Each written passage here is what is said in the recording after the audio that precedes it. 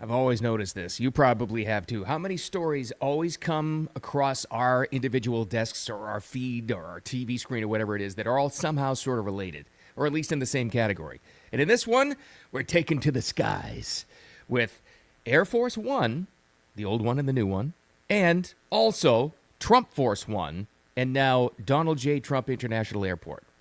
It's all about flying today. And I know you're thinking, oh, he's talking about Trump again. It's not my fault. The guy dominates the headlines. What do you want me to do? Now, security concerns with Air Force One, that's a real story. I didn't think it was either. I thought it was reporters being speculative and being paranoid and trying to create a story yesterday. I think it actually turned out to be true. And this may be a case where Trump got outvoted, believe it or not. This was where Secret Service and his staff may have said, sir, you're not flying on the old one. We'll get into that. But then, this is my favorite story of all time. All time, the reactions to the brand newly named Donald J. Trump International Airport, which until today was Palm Beach International Airport. The reactions are just hilarious. This is just the greatest thing, but all related to airports, and we'll get into it.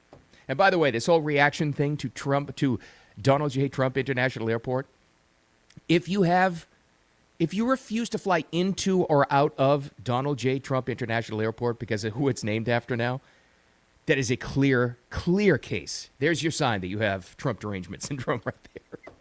Anyway, we'll get into it. Thanks for hanging out with me. I appreciate you. We're getting ready to live stream on X and YouTube and Facebook. Replay on all those channels as well. And all the clips all there too. And TikTok, and wherever. And also the audio podcast, wherever you like to get them. All right, we're going to start with the serious stuff first before we get into the hilarious stuff about Donald J. Trump International Airport. You might have seen this story. My initial reaction was, oh, this is the media on this NATO trip, meeting with all the foreign dignitaries in Turkey, and they took the old Air Force One, because they just got a new one. More on that in a second. They took the old one, and all the reporters are like, why do we switch planes? Is there a security concern? Are we being attacked? We have to close the windows because of Iran? What's going on? And I thought they were just creating a story, because let's face it, the mainstream media is mostly hysterical, and they're looking for the negative wherever they can find it. The very rare case, pains me to say this, I think they're right. I think there actually is a security concern with this. President Trump kind of addressed the media on this whole thing. And this is a case, and let's be honest, let's be big boys and girls. This is a case where President Trump, maybe he's your favorite of all time, or maybe you didn't even vote for him, but he's your president. Sometimes he'll tell a tall tale to the media or the public to kind of gloss over the story and alleviate the fears. This is a case where he's doing that. So let's take it in pieces, and this is a case where Trump is doing that about why did they? It's a legitimate question. Why did they take the older Air Force One home from Turkey with the press corps and the White House press corps all there? Why this one and not anything else? There is a reason, apparently. We'll get to here in a second, but here's Trump trying to explain his way out of this. And it's his job to do so as president, to kind of allay the fears. But this is him telling him, we'll take it in pieces. Concern that caused us to change planes. We sent this one in so that the Air Force Base here was in the same exact line. So did you see the picture? We did. Hundreds of pictures, hundreds of people. Let me see that. You can't see it too well, but there are hundreds of people. All right, here's what he's talking about here. So they sent the new Air Force One to an air base in the UK to fly by and to show it for all the U.S. military members, and it's fantastic. This is a case where you can kind of tell where the press corps, the White House press corps is helping him out here. Give him a picture. Show the press here. And he's just kind of saying, well, we were scheduled to take the brand new, beautiful plane to and from Turkey for the NATO meetings, but we wanted to show it off to the Air Force members because we're on the same line, and he's doing this. Not exactly true, but you can't blame him for saying that. Here's what else he said. So they came a little bit early and we switched planes. So you're saying there wasn't a security concern? No. Why would there they? any other issue? No issue? No, except we sent it a little early. Same line, going back. We sent it a little bit early so that we could let them see it. The whole base came out and saw the plane, and then we landed. Do you know why they had us close our window blinds? That was not usual. So that was, and I don't know, none of us are in the White House press corps. I don't know if this is a common thing flying out of the Middle East, whether they make them close the window blinds on Air Force One. But the press had a pretty legitimate question, I must say. Why did they make us close the blinds as we're getting out of here on a switched plane, I think I would have asked that question too, but his response was fascinating. You're, probably on a dangerous flight because of the sleazebags that we have to deal with. So you think that Iran was possibly thinking of targeting? Well, I mean, if they asked you to close your windows, probably they'd feel that way. They didn't ask me to close mine, but if they did, I would have done it. These are sick people, so I could see something like that. I didn't know they did that, but I could see something like that. Were you aware of any credible threat by Iran against Air Force Well, I have One? a threat all the time.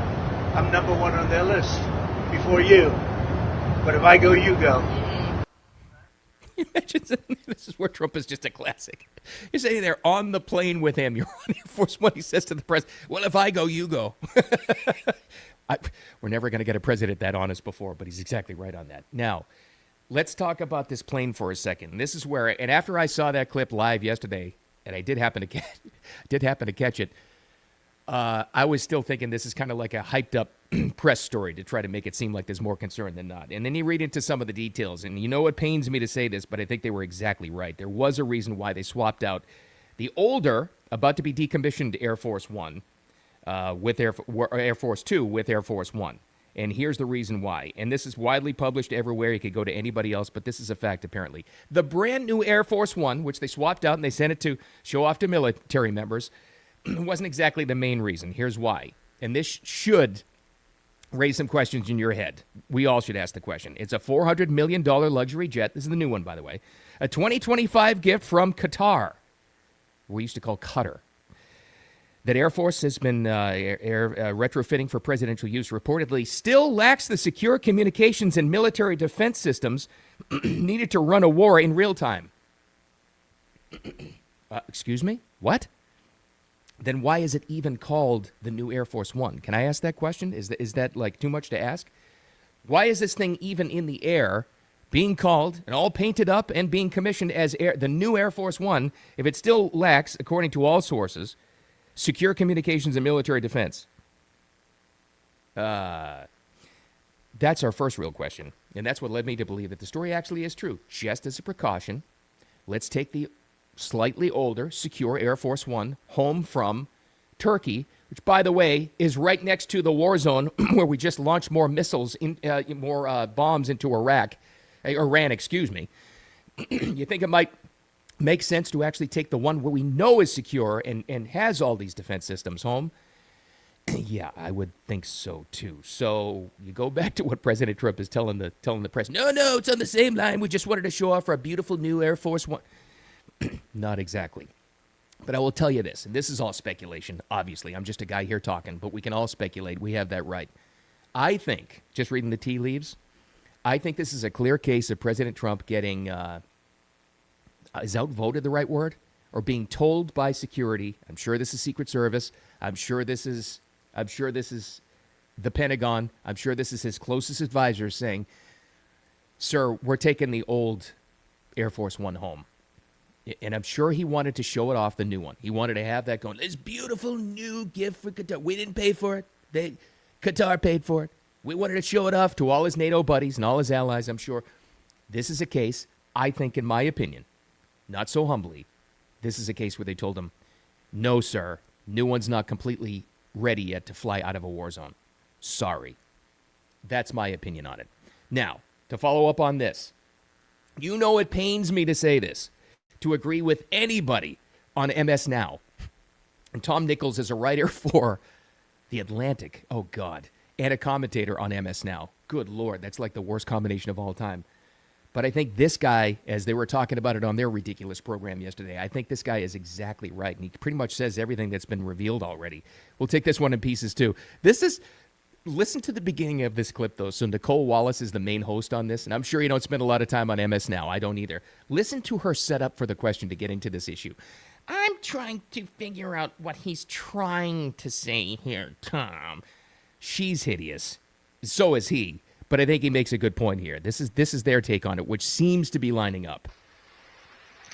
I mean, Tom Nichols, I'm again guilty of trying to understand what he's trying to say. And is he trying to say he's sending the plane on tour to showcase it to the men and women of the military? Is that how you understood that?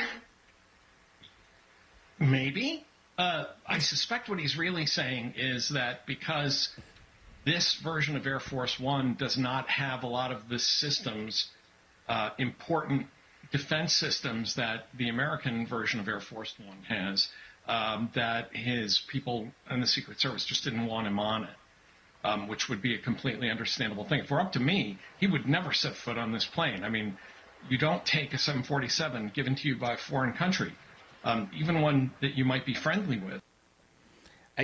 Again, it pains me to say it, but I think those people made a great point. Why I wouldn't, just as an American, and you probably feel the same way too. I don't want them on this new plane. What do you mean?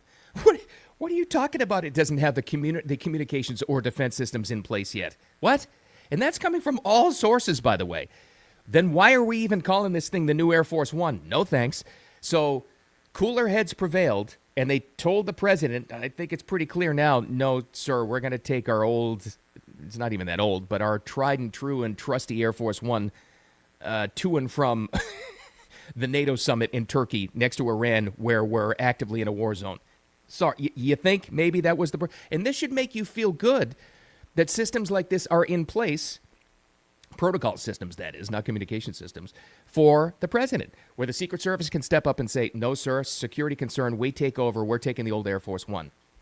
I don't know about you. That makes me feel better as an American, as a citizen. It just does, because, again, speculating, but I think Trump was like, no, I want to show off my beautiful brand new plane that I got for free. I'm sure he said that. And they said, no, not quite there yet. But we should all be asking the question, why isn't it there yet? Why isn't this thing set? Why aren't the communications and defense systems in place? I don't even put a paint job on this thing until all of that is set first. It's ridiculous. But anyway, that should make you feel good that everybody asked the right questions. Now let's get out of the serious stuff and talk about something that I absolutely, completely, totally love. Personal story. You know where I live in South Florida. So my wife and I are coming home from Savannah, Georgia on Monday, driving home. You finally get into Florida. We finally get closer. We're finally crossing the line into Palm Beach County, and all the signs were up. They were up already, getting ready for today, actually. They put up the signs for Donald J. Trump International Airport, next right, or 2 miles, or this thing, or Southern Boulevard, or off-ramp, or it was all there. And I said, and we knew this was coming, obviously, months ago when it was named, and DeSantis got it done. To see it in a real sign, getting ready for this thing, is just the most hilarious thing. And I just have a guilty pleasure in loving this because I've seen it and I've heard it. I don't have any clips for you. I've just heard this personally in my own personal life for people who have the worst case of Trump derangement syndrome down here. This is making their heads explode. It's just, and now today is official word, officially happened. And the first plane, to make it even worse for the Trump derangement syndrome sufferers, the first plane to land at DJT International Airport, which used to be Palm Beach International Airport, was Trump Force One. This is the private Trump company plane, and the official tower announcement sounded like this. Attention all aircraft, effective immediately, Palm Beach International Airport is officially President Donald J. Trump International Airport.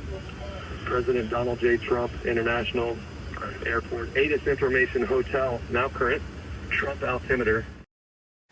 And it's official. When the tower says it's official. That was the first plane to land, was Trump Force One with Eric Trump on board. And he talked about it, and he said this.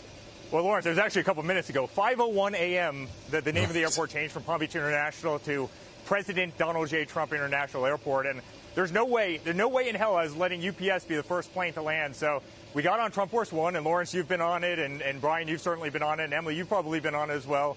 But we had to be the last plane to take off out of PBI. And then air traffic control comes on, and, welcome to Trump Force One. You're the first plane to ever land, at this airport. And so we touched down at exactly 5:01 a.m. this morning, and it was a beautiful... Trust me, you're just going to have to take my word for it, because I'm surrounded by it down here, and I know it, and I know that airport, and I know this particular market. This is making leftist heads explode. They hate this. But I'm here to tell you, was there this kind of reaction for some of the other airports named after politicians, left or right, back in the day? Like JFK Airport in New York, famous airport. It's JFK in LaGuardia. JFK. Was it this kind of pushback when they renamed it or named it after John Fitzgerald Kennedy? Maybe. I don't know. Back in the 60s, maybe there was a pushback. How about Ronald Reagan Airport in Washington? I mean, that was pretty recent when they renamed that. I don't remember it being this kind of pushback. There's Bush Regional. That's in Houston. There's even a Clinton Airport in Little Rock, Arkansas, kind of a smaller regional one.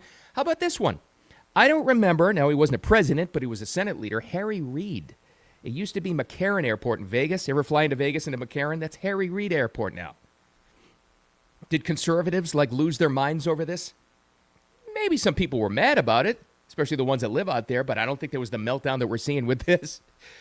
But it is happening. I have heard and I have seen personally, I'm giving you the God's honest truth here, people around here, and let's not forget Palm Beach County itself is still very, very blue, or at least it's like a toss-up, okay?